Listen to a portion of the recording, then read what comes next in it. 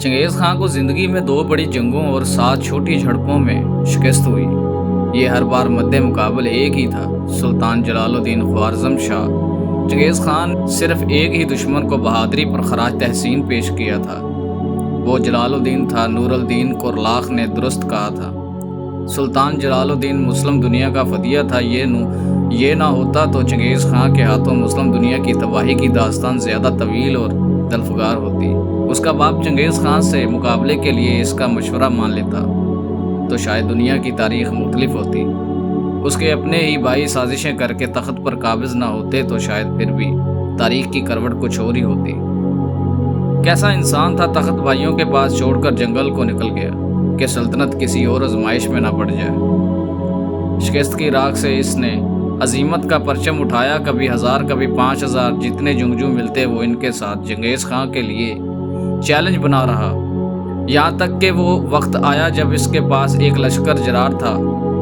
इसने चंगेज़ खां को लिखा, तुम मेरे लिए जंगल खाक छान रहे हो, मैं इस वक्त यहाँ बैठा हूँ, तुम आओगे या मैं आऊँ। मेजर रेवोटी ने लिखा है, चंगेज़ खां की ज़िंदगी में ये पहला मौका था इसे किसी ने यूं चैलेंज किया और चंगेज़ खान चैलेंज कबूल करने की हिम्मत ना कर सका। इसे मालूम था अगर जलालुद्दीन यूं ललकार रहा है तो शेर के मुंह में सर देना हिकमत नहीं। ये मेरे अल्फाज नहीं, चंगेज़ खां के इस तज़बज़ की ये कहानी अमीर अत्ता ने सदियों पहले लिख दी। वो लिखते हैं, शेर ख्वारज़म के इस चैलेंज ने चंगेज़ खां को पागल कर दिया था। वो सुबह से शाम लश्कर की तैयारियों पर सिर्फ करने लग गया, लेकिन फिर भी इसे तसल्ली नहीं हो रही थी। क्या वो जलालुद्दीन का मुकाबला करने को तैयार है या अभी कुछ कमी रह गई है? इसे मालूम था ललकारने वाला कौन है। यहाँ तक कि फिर एक घोड़े पर सुल्तान के लश्कर के सालारों में झगड़ा हो गया। फूट पड़ गई। अफगान सालार नाराज होकर लश्कर ले गया। अमीर अता लिखते हैं कि जलालुद्दीन को खबर हुई तो भागकर खैमे से बाहर आया। इनकी मिन्नतें की, रोया कि ऐसा ना करो, मुसलमानों के मुस्तकबिल का ख्याल करो। लेकिन कुदरत को शायद यही मंजूर था, लश्कर आधा रह गया। चंगेज़ खान तो गोया इसी मौके के इंतज़ार में था। बाकी तारीख है। आखिरी बड़ी लड़ाई दरियाए सिंध के किनारे हुई, जब साजिश और दाखिली झगड़ों से नंढाल सुल्तान जलालुद्दीन 30,000 पनाह गज़ीनों, 3,000 घोड़सवारों और 500 करीब मुहाफ़िज़ों के साथ हिंदुस्तान जा रहा था कि चंगेज़ खान 2 लाख के लश्कर के साथ आ पहुँचा। 3,000 घोड़सवारों के मुकाबले 50,000 घोड़सवार से था।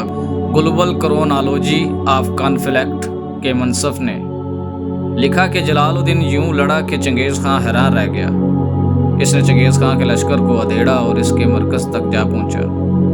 फिर 70,000 की मज़ीद कमक चंगेज़ खां को आ पहुंची।